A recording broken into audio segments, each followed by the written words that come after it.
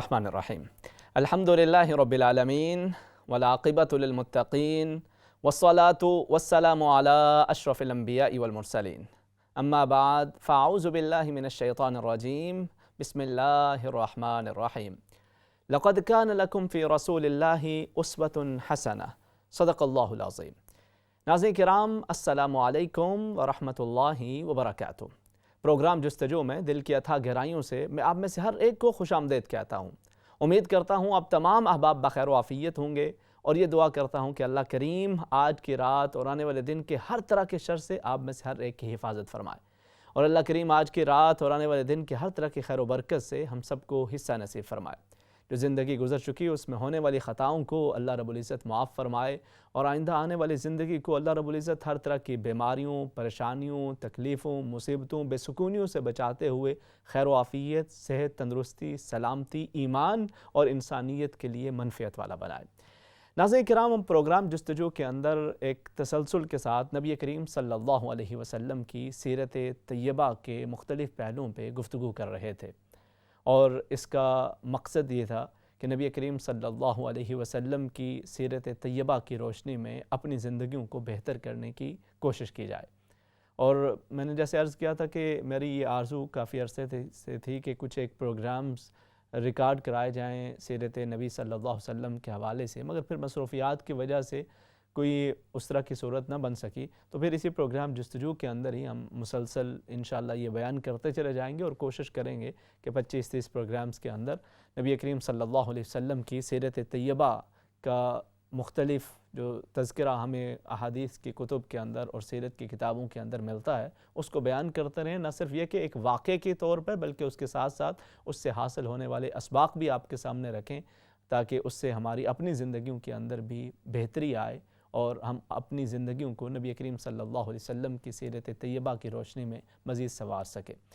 ہم نے اس سے قبل نبی کریم صلی اللہ علیہ وسلم کے اعلان نبوت سے قبل کے حالات مکہ کے اور جزیرہ عرب کے اور دنیا کے دیگر ممالک کے اس کا تذکرہ کیا۔ نبی کریم صلی اللہ علیہ وسلم کا بچپن، لڑکپن، جوانی، اس کے حوالے سے گزارشات پیش کیں۔ پھر نبی کریم صلی اللہ علیہ وسلم نے جو سفر تجارت فرمائے، اس دوران ہونے والے جو واقعات پیش آئے اس کا تذکرہ کیا۔ حضرت خدیجہ الکبریٰ رضی اللہ تعالی عنہا سے کیسے شادی ہوئی اس کے حوالے سے بھی ہم نے آپ کے سامنے تفصیلات رکھی، اور پھر نبی کریم صلی اللہ علیہ وسلم کی شرافت، دیانت، امانت کے مختلف جو واقعات پیش آتے رہے ان سب کا تذکرہ کیا، حتیٰ کہ ہم یہاں تک پہنچے تھے کہ نبی کریم صلی اللہ علیہ وسلم پر جو پہلی وحی نازل ہوئی اس کے بعد آپ کی کیفیت مبارکہ کیا تھی، حضرت ورقہ بن نوفل، حضرت خدیجہ الکبریٰ رضی اللہ تعالی عنہا نے کس طرح سے تسلی دی، اور بعد کے کیا اہم واقعات پیش آئے وہ ہم نے ذکر کیے۔ اب اس سے اگلا مرحلہ ہے نبی کریم صلی اللہ علیہ وسلم کی تبلیغ کے آغاز کا۔ اللہ رب العزت نے اپنے حبیب کریم صلی اللہ علیہ وسلم کو بھیجا کہ تاکہ انسانیت کفر و شرک سے نکل کر اللہ رب العزت کے سامنے سر بسجود ہو جائے، اور وہ در در کے سامنے مختلف چیزوں کے سامنے جا کے سر جھکانے کے بجائے وہ صرف ایک ہی در کے ہو کے رہ جائیں، اور وہ اللہ رب العزت کو اپنا خالق و مالک مانتے ہوئے پورے دل و دماغ کی گہرائیوں سے اس کے سامنے سر بسجود ہوں اور اسی کے سامنے دست دعا دراز کرتے رہیں۔ یہی وہ پیغام تھا جو نبی کریم صلی اللہ علیہ وسلم سے قبل کم و بیش 1,24,000 انبیاء و رسول لے کر آتے رہے اور اپنی قوموں کو سناتے رہے، اور انہیں اپنی قوموں کی طرف سے مختلف طرح کی مشکلات کا سامنا کرنا پڑتا رہا، جو کہ نبی کریم صلی اللہ علیہ وسلم نے بھی اپنی حیات مبارکہ میں ان مشکلات کا سامنا بھی فرمایا، اور اس کے اندر آپ ثابت قدم بھی رہے۔ آپ نے جب دعوت دین کا آغاز فرمایا تو سب سے پہلے آغاز آپ نے اپنے گھر سے کیا، اور یہ بڑی ہی اہم بات ہے۔ ہم عمومی طور پہ جب نصیحت کرتے ہیں، واعظ و نصیحت کرتے ہیں، بیانات ہوتے ہیں، بڑے بڑے مصلح، بڑے بڑے نصیحت کرنے والے واعظین، خطباء، مقررین جب بیانات کرتے ہیں، تبلیغیں ہوتی ہیں، دعوتیں ہوتی ہیں، لوگوں کو دین کی طرف بلایا جاتا ہے، نیکی کی طرف بلایا جاتا ہے، تو عمومی طور پہ ہم معاشرے میں نکلتے ہیں، دوسرے لوگوں کو دین کی طرف بلا رہے ہوتے ہیں، دوسرے لوگوں کو نیکی کی راہ دکھا رہے ہوتے ہیں، کیونکہ اس کی ایک وجہ یہ بھی ہوتی ہے کہ جب آپ اپنوں کو بلانا شروع کرتے ہیں، اپنے گھر والوں سے آپ بات چیت کا آغاز کرتے ہیں، تو وہ کہتے ہیں ہمارے ہی ہاتھوں میں پلا بڑھا ہے، ہمیں پتہ ہے کتنے پانی میں ہے، اور اس کی حقیقت کا ہمیں سارا معلوم ہے۔ اور پھر کوئی اپنا بہن بھائیوں میں سے، کوئی بچوں میں سے، کوئی ایون وائف کوئی اپنے دیگر عزیز و اقارب میں سے اٹھ کے کیا دیتا ہے، جی آپ جائیں دوسروں کو جا کے نصیحت کریں، ہمیں پتہ ہے آپ خود کیا کرتے ہیں، اب آپ ہمیں نصیحتیں کرنے لگیں۔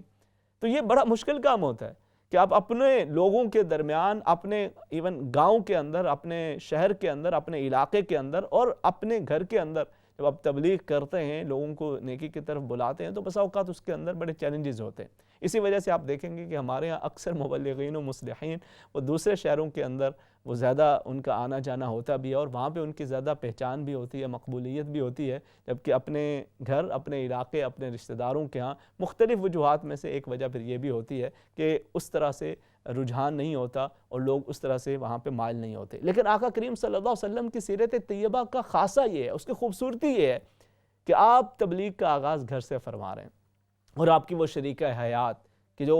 پچھلے 15 سال سے آپ کے شب و روز کو ملاحظہ کر رہی ہیں، وہ آپ کی زندگی کے ایک ایک لمحے سے واقف ہیں۔ آپ کہ دن کے مصروفیات کیا ہوتی ہیں، آپ کی رات کیسے بسر ہوتی ہے، آپ لوگوں کے ساتھ برتاؤ کیسے کرتے ہیں، آپ گھر سے باہر کیسے ہوتے ہیں، گھر کے اندر کیسے ہوتے ہیں۔ اچھا، گھر سے باہر پھر بھی انسان چونکہ کچھ لمحے اسے گزارنے ہوتے ہیں، کچھ کام پہ گزارنا ہے، کچھ دوست احباب سے ملنے کے لیے جانا ہے، وہاں پہ انسان اگر اپنے آپ کو بہت اچھا ثابت کرنا چاہے بھی اور ایک اپنی پہچان اچھی بنا کے رکھنا چاہے تو وہ اس کو کچھ عرصے تک یقیناً قائم رکھنے کے اندر کامیاب ہو بھی جاتا ہے، مگر گھر کے اندر تو پھر انسان بالکل آزاد ہوتا ہے اور وہ اپنی منچاہی چیزیں کر رہا ہوتا ہے۔ تو اب اپنے گھر کے اندر وہاں پہ زیادہ اپنی اہلیہ ہوں، بچے ہوں، ان کو اس شخص کی زندگی کے وہ پہلو بھی اس کے سامنے، ان کے سامنے ہوتے ہیں جن سے دیگر لوگ آگاہ نہیں ہوتے۔ تو حضرت خدیجہ الکبریٰ رضی اللہ تعالی عنہ جو نبی کریم صلی اللہ علیہ وسلم کی حیات مبارکہ کے ہر پہلو سے بخوبی واقف تھیں، جب نبی کریم صلی اللہ علیہ وسلم نے انہیں دعوت دین دی، ان کی زندگی کے پچھلے 50-55 برس وہ نبی کریم صلی اللہ علیہ وسلم کی اس دعوت دین دینے سے قبل وہ ایک دوسری سوچ کے مطابق گزرے تھے، لیکن اب جب اللہ کے دین کی طرف انہیں بلایا، توحید کا پیغام سنایا، تو بغیر کسی تردد کے فوراً کلمہ شہادت پڑھتے ہوئے آپ دائرہ اسلام کے اندر داخل ہو گئے۔ اور یوں کہہ لیجئے کہ اس وقت اسلام انہی دو شخصیات پہ مشتمل تھا، ایک نبی کریم صلی اللہ علیہ وسلم اور دوسرے حضرت خدیجہ الکبریٰ رضی اللہ تعالی عنہ۔ اور پھر حضرت خدیجہ الکبریٰ رضی اللہ تعالی عنہ نے صرف اسلام قبول نہیں کیا بلکہ اس مشن کو اپنی زندگی کا مقصد بنا لیا۔ آپ نے اپنی ساری دولت، سارا مال و متاع، اپنا سارا وقت وہ اس پیغام الہی کو عام کرنے کے لیے صرف کر دیا۔ یہی وجہ ہے کہ ایک روز نبی کریم صلی اللہ علیہ وسلم اپنے کاشان اقدس میں تشریف فرما تھے کہ حضرت جبرائیل علیہ السلام تشریف لاتے ہیں اور نبی کریم صلی اللہ علیہ وسلم سے آ کے عرض کرتے ہیں کہ یا محمد صلی اللہ علیہ وسلم ستأتیک خدیجۃ، ابھی آپ کے پاس خدیجہ آنے والی ہیں، انہیں اللہ کی طرف سے سلام بھی دیجئے، وبشرھا ببیت فی الجنہ، اور انہیں جنت کے اندر موتیوں کے گھر کی خوشخبری بھی سنا دیجئے۔ اسی دنیا کے اندر اللہ رب العزت کی طرف سے سلام بھی آ رہے ہیں اور جنت کی بشارتیں بھی حاصل ہو رہی ہیں کہ انہوں نے اپنی تمام تر توانائیاں، مال و دولت، بزنس، کاروبار، سبھی کچھ اللہ کے اس پیغام کو عام کرنے کے لیے صرف کر دیا تھا۔ اور پھر نبی کریم صلی اللہ علیہ وسلم نے بھی ان وفاؤں کو ہمیشہ یاد رکھا۔ حضرت عائشہ صدیقہ رضی اللہ تعالی عنہ ہمیشہ بیان کیا کرتے تھے کہ نبی کریم صلی اللہ علیہ وسلم آخر حیات تک بھی حضرت خدیجہ الکبریٰ رضی اللہ تعالی عنہ کی نیکیوں کو یاد فرمایا کرتے تھے کہ آپ اس وقت نبی کریم صلی اللہ علیہ وسلم کے ساتھ کھڑی ہوئیں کہ جب کھڑا ہونا اتنا آسان نہیں تھا، جب مکہ کی اس سوسائٹی کے اندر نبی کریم صلی اللہ علیہ وسلم پر ایمان لانا خود کو مصیبتوں کے اندر مبتلا کر دینے کے مترادف تھا، اس وقت بھی پوری بہادری اور استقامت کے ساتھ حضرت خدیجہ الکبریٰ رضی اللہ تعالی عنہ نبی کریم صلی اللہ علیہ وسلم کے شانہ بشانہ کھڑی رہیں۔ پھر آپ کے گھر کے اندر ایک معصوم بچہ بھی رہتا تھا، اور یہ بچہ کون تھا؟ یہ امام سیدنا علی المرتضیٰ شیر خدا رضی اللہ تعالی عنہ، ان کی عمر اس وقت تقریباً 10 برس تھی۔ اور یہ کیوں نبی کریم صلی اللہ علیہ وسلم کے گھر میں رہتے تھے؟ ان کے والد جناب ابو طالب مالی حالات ان کے اس قدر اچھے نہیں تھے،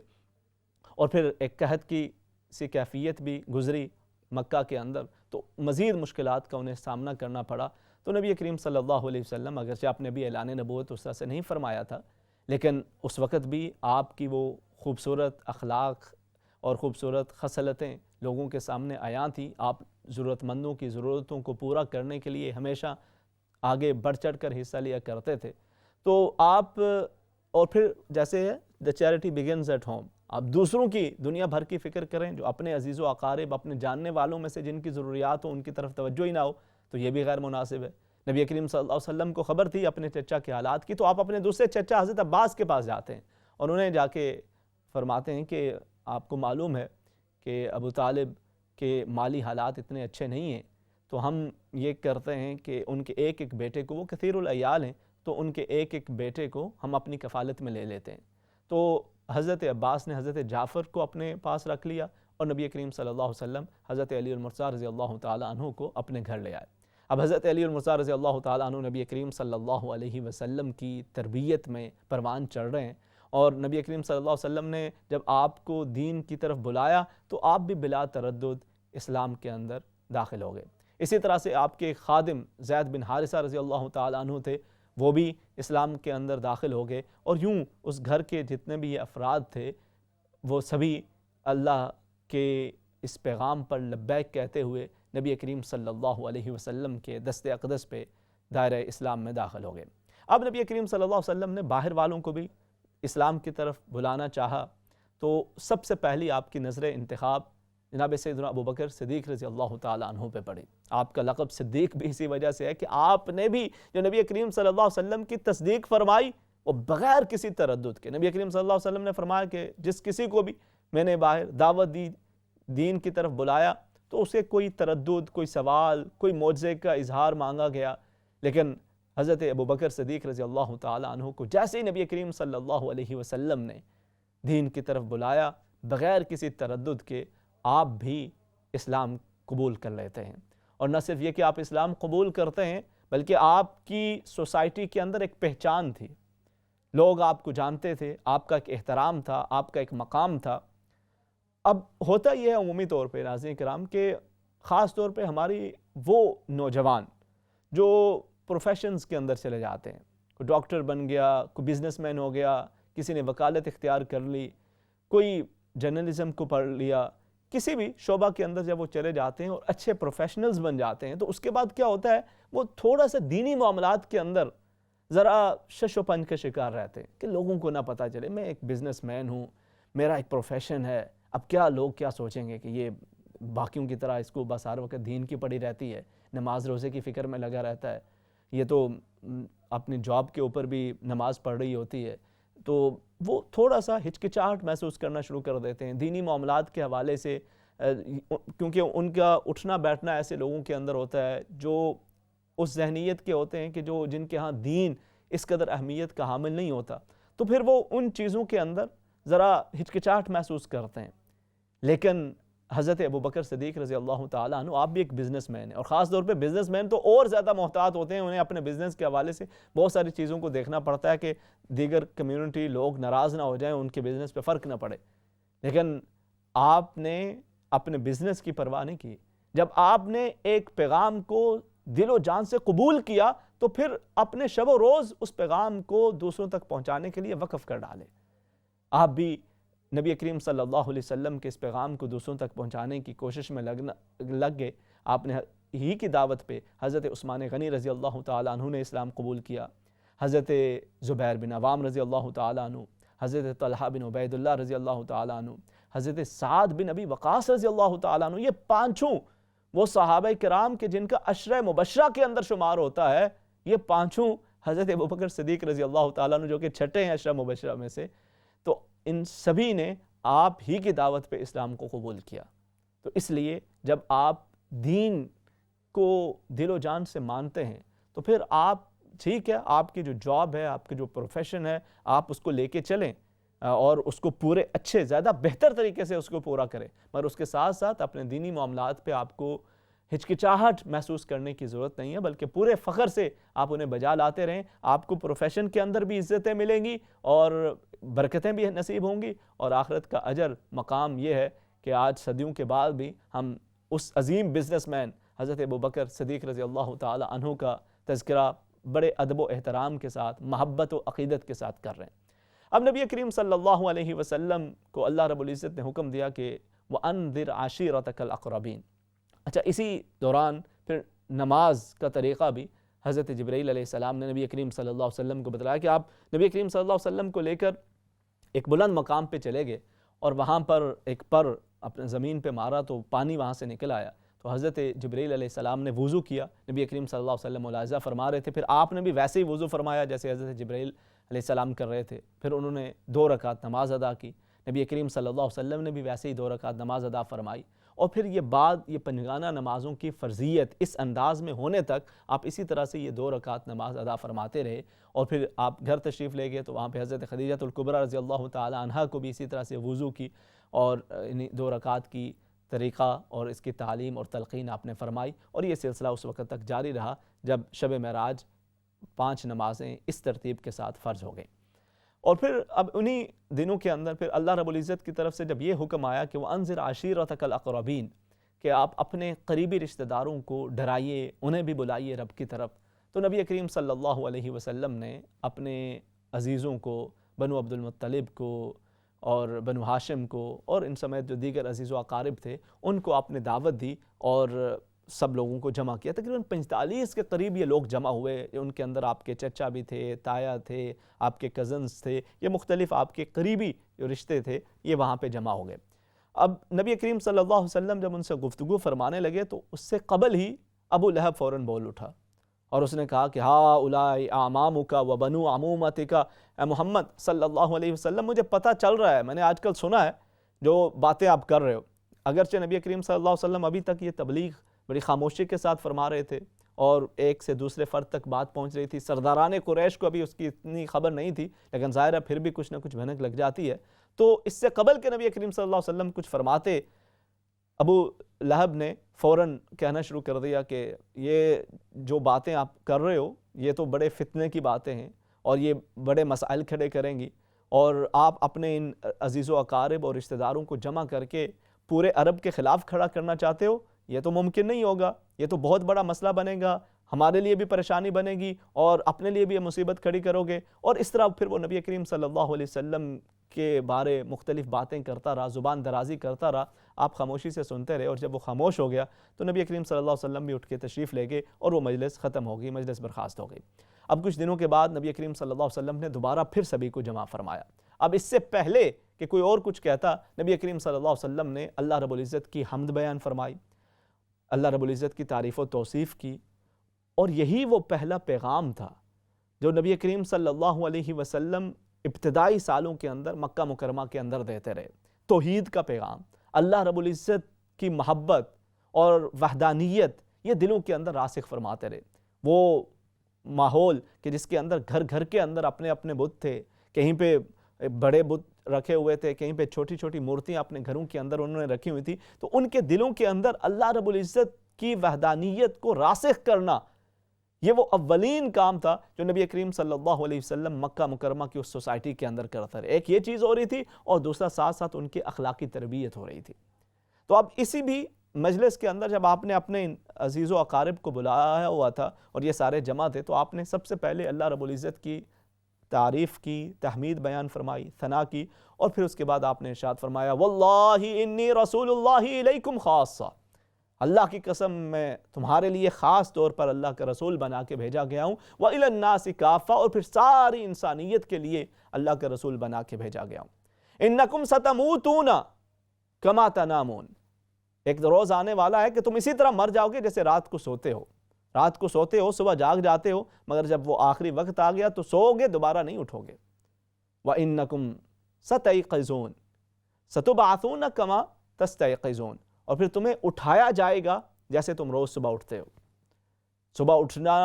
انسان کو سمجھ آتا ہے، مگر مرنے کے بعد دوبارہ پھر سے زندہ ہونا وہ اس کے اندر ششوپن کے شکار ہو جاتا ہے۔ تو نبی کریم صلی اللہ علیہ وسلم نے ابتداءً ہی ان کے ذہن سازی اس طرح سے فرمائی کہ جیسے رات کو سوتے ہو ایسے ہی ایک روز موت بھی آ جانی ہے، خبر بھی نہیں ہوگی، اور پھر جس طرح صبح سے بیدار ہوتے ہو تمہیں پتہ بھی نہیں ہوتا کہ یہ ساری رات کس طرح سے گزر گئی، ایسے ہی موت کے بعد پھر سے اٹھا دیے جاؤ گے جیسے روز صبح بیدار ہوتی ہو، اور اس کے بعد کیا ہوگا؟ فَإِمَّا جَنَّةٌ أَبَدًا وَإِمَّا نَارٌ أَبَدًا، اس کے بعد یا تو ہمیشہ کے لیے جنت ہے یا ہمیشہ کے لیے آگ ہے۔ اب میں تمہیں چاہتا ہوں کہ رب کی طرف بلاؤں تاکہ تم جنت کی طرف جاؤ، وہ جنت جو رب تعالیٰ نے اپنے نیک بندوں کے لیے تیار کر رکھی ہے، اور اس کے اندر اس کی رحمتیں، اس نے اپنی نعمتیں اس کے اندر تیار فرما رکھی ہیں، میں چاہتا ہوں کہ تم اس کی طرف آگے بڑھو۔ جب آپ نے یہ پیغام دیا تو جناب ابو طالب فوراً کھڑے ہوئے اور آپ نے فرمایا کہ اے محمد صلی اللہ علیہ وسلم، آپ جو پیغام لے کر آئے ہیں یہ انتہائی خوبصورت پیغام ہے، اور آپ یہ پیغام لوگوں تک پہنچائیں۔ ہم آپ کے ساتھ کھڑے ہوں گے، ہم آپ کا پورا تعاون کریں گے، اور جہاں جہاں پر بھی ضرورت پڑی ہم آپ کے ساتھ کھڑے رہیں گے۔ تو فوراً ابو لہب کھڑا ہو گیا، اس نے کہا انہا لسوا، انہا لسوا خذوہ قبل ان یاخذ غیرکم۔ اس نے کہا یہ تو بہت بڑا فساد بپا ہو جائے گا، بہت بڑا مسئلہ بن جائے گا، محمد صلی اللہ علیہ وسلم کو روکو، اس سے پہلے انہیں پکڑ لو، اس سے پہلے کہ دوسرے پکڑیں اور معاملہ بگڑے۔ تو اب جناب ابو طالب اور ابو لہب کے درمیان یہ آوازیں بلند ہو رہی تھیں، اور یہ ان کی آپس کے اندر یہ بات چل رہی تھی کہ وہ کہہ رہے تھے کہ اگرچہ ایمان لانا وہ بات کی بات ہے، مگر آپ کی دیانت، امانت، شرافت اس کے ہم گواہ ہیں، اور جو آپ پیغام لا رہے ہیں وہ بھی بڑا کلیئر ہے۔ ہم اس معاملے کے اندر آپ کا ساتھ دیں گے، جہاں پر بھی ضرورت پڑی آپ کو لوگوں سے ڈرنے کی ضرورت نہیں ہے، ہم آپ کے ساتھ کھڑے ہوں گے۔ جبکہ ابو لہب وہ مخالفت پہ کمر بستہ تھا، تو نبی کریم صلی اللہ علیہ وسلم کو اندازہ ہو گیا کہ اس سفر کے اندر کون آپ کے لیے مشکلات کھڑی کرتا نظر آ رہا ہے اور کون آپ کا ساتھ دے گا، اور اس طرح سے پھر بعد کے اندر بھی جناب ابو طالب آپ کا ساتھ دیتے رہے۔ اب یہ نبی کریم صلی اللہ علیہ وسلم نے یہ وہ دعوت دی جو اپنے عزیز و اقارب اور قریبی رشتہ داروں کو۔ تو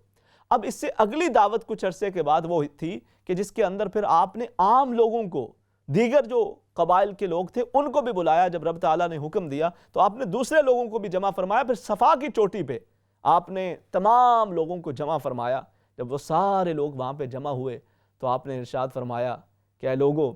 اس سے پہلے کہ میں تمہیں اپنا پیغام دوں، یہ بتاؤ کہ اگر میں یہ کہوں کہ اس پہاڑ کے پیچھے سے کوئی لشکر آنے والا ہے جو تم پہ حملہ آور ہو سکتا ہے، تو کیا تم میری بات پہ یقین کر لو گے؟ انہوں نے کہا کہ اے محمد صلی اللہ علیہ وسلم، آج تک آپ نے جو بھی کہا ہے سچ کہا ہے، تو شک کی تو گنجائش نہیں ہے، ہم آپ کی بات پہ یقین کریں گے، آپ جو کہیں گے ہم اس پہ یقین کریں گے۔ تو نبی کریم صلی اللہ علیہ وسلم نے انہیں آخرت کے حوالے سے، اللہ رب العزت کے حوالے سے پیغام دیا۔ تو فوراً پھر ابو لہب بول اٹھا، یا محمد صلی اللہ علیہ وسلم تباً لک، کیا اس لیے آپ نے جمع کیا ہمیں یہاں پہ؟ اور اول فول بکتا چلا گیا۔ نبی کریم صلی اللہ علیہ وسلم اب یہ پیغام لوگوں تک پہنچانا اور اللہ رب العزت کی طرف سے آیا ہوا یہ اللہ کا پیغام لوگوں تک پہنچانے کا یہ سفر آپ نے اس صفا کی چوٹی سے شروع فرمایا۔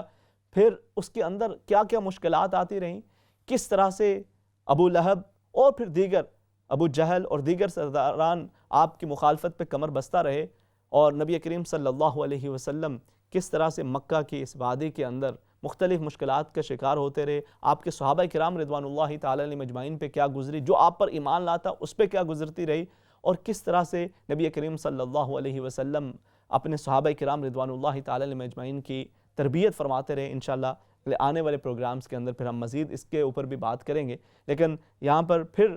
جو بنیادی چیز ہمیں سمجھنے کی ہے وہ یہی ہے کہ اس سارے سفر کے اندر جو سب سے پہلے جو آغاز ہے نا، جو ابتدا ہے جس سے انسان کا دل ایمان سے بھرتا ہے، وہ چیز اللہ کی ذات پہ کامل یقین ہونا ہے۔ یہ کامل یقین ہونا، یہ توحید پہ کامل یقین ہونا، اور یہ یقین ہونا کہ جو رب تعالیٰ چاہے